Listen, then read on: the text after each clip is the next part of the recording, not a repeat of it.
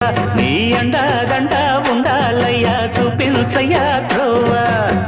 ఇంటి వంటలారగించి తొండమెత్తి దీవిల్చయ్యా తండ్రి వలె ఆదరించి తోడు నీడ అందిల్చయ్యా